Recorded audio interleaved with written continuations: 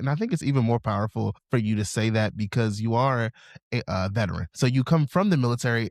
And a lot of times we, on the left, speaking broadly, we kind of look at veterans as like, okay, y'all are like too far gone, but Sure. you need veterans who are like able to call it out and speak to other veterans who may be maybe not too far gone, but gone a little bit. Yeah. Yeah. One kind of thing as we're closing out the military part is what are your thoughts on what's going on with Cuba, Venezuela, as we see right now, the US is basically shut off, like capped all support that Cuba could be getting throughout the world. They're going through blackouts. We had brigades of humanitarians throughout the world go to Cuba delivering aid. Some people were actually arrested, like Chris Smalls, one of the Yep. I saw him get union arrested. leaders, things Yeah. like that. What are your thoughts on what's going on, and just Well, how would you kind of try to move forward?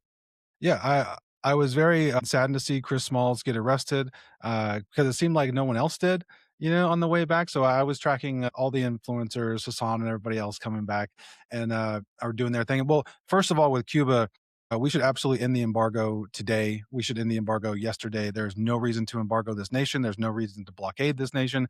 We've been starving these people for 40, 50 years now for no reason whatsoever except Red Scare. The pervasive Red Scare continues to haunt America, and Republicans and Democrats have used that in order to justify this action against these. And so I would in the blockade. I would, there I would go so far. Same with anyone in our territorial waters. These should be you said earlier about going, removing like Venezuela and Cuba, and it made me think about how we've changed from our soft power stance to a hard power stance and how devastating that is for all of us.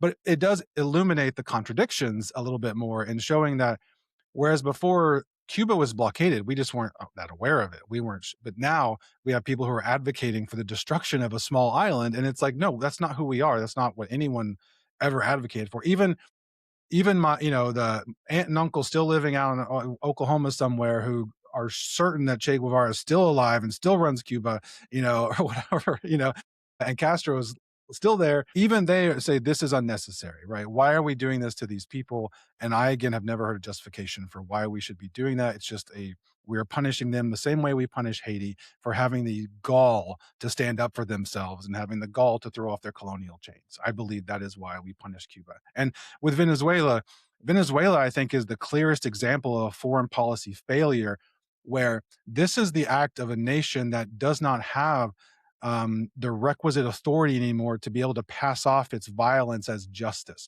Instead of being able to say, well, the Venezuelan people were under duress and we helped them and now they're liberated, we simply say, no, we're just we're capturing their leader, killing his guard and taking them out. We own your stuff now. But that degrades our power. That shows that we are that paper tiger, that we can do some things, but why did we have to do that?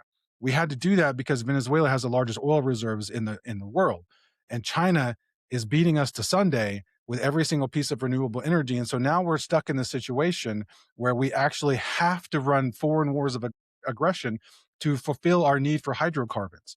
So instead of changing our trajectory early on, like China was forced to do, we simply refused to do it and said, we'll just, take over someone else's oil. And at some point, like you see with Iran right now, we're getting a bloody nose, right? We're getting a bloody nose. We're having to take a step back. I don't even know what we're negotiating anymore. It's like, no, you closed the strait. No, I closed it. No, I closed it first. Like I don't even understand what, it was clear to everyone that they had no justification. They had no clear incentive in the beginning, but now we just have to do it because we are beholden to the state of Israel, who funds or has compromise on our politicians or something, to which they feel compelled that we must go out and actually spend blood and treasure for this folly, right? It doesn't. I don't. There are lots of people that I talk to every single day, deep within the intelligence community, who are like, "What are we doing? What are we doing?" Wow. No, and there are certainly people that are like, who have said, "No, that's fine." They're gonna get a nuclear weapon. Oh, okay, sure, fine. But a lot of folks, especially the intelligence, is a little bit different. We're supposed to be the ones who know better, and that's something that you know intelligence was always interesting to me because I wanted to be the one that was in the room when the decision was made. I wanted to be there to say, we have a moral compass, we have a bedrock of principles, we can make the right decisions. And what is true is that all of those facts are still known, But now we don't have anyone in place to stop Trump. We don't have anyone in place who will actually be a voice of reason. Or if they are, they're immediately removed by PewDiePie.